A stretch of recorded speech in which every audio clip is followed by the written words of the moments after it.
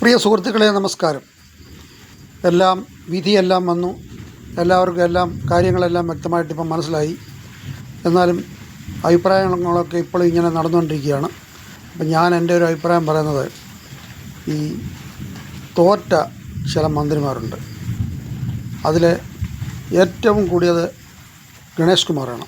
തോക്കാൻ ഏറ്റവും അർഹതപ്പെട്ട ഒരാളായിരുന്നു ഗണേഷ് കുമാർ. ഏതായാലും നാട്ടുകാർ അദ്ദേഹത്തെ തോൽപ്പിച്ചു. അതുപോലെ വീണ ജോർജ്, പുള്ളിക്കാരത്തി ഇതുപോലായിരുന്നു. കള്ളത്തരോ നുണയൊക്കെ പറഞ്ഞ് നാട്ടുകാരെ പറ്റിച്ചുകൊണ്ടിരുന്നു, അഹങ്കാരം.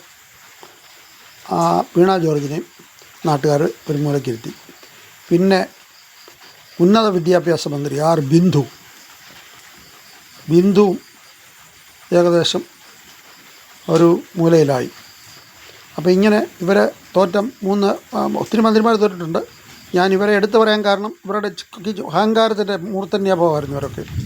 ഇവരെ ഒന്നും ആരും ചോദിക്കാനും പറയാനും ആളില്ല എന്നുള്ള രീതിയിലാണ്. അതുപോലെ UDF നിന്ന് 2 പേര് തോറ്റിട്ടുണ്ട്. അത് തോക്കാൻ അർഹതപ്പെട്ടവരായിരുന്നു. കാര്യം യാതൊരു കാരണവശാലും UDF അവർക്ക് സീറ്റ് കൊടുക്കരുതായിരുന്നു. അതിലൊന്നാമനാണ് ഷൊർണൂർ മത്സരിച്ച P. ശശി.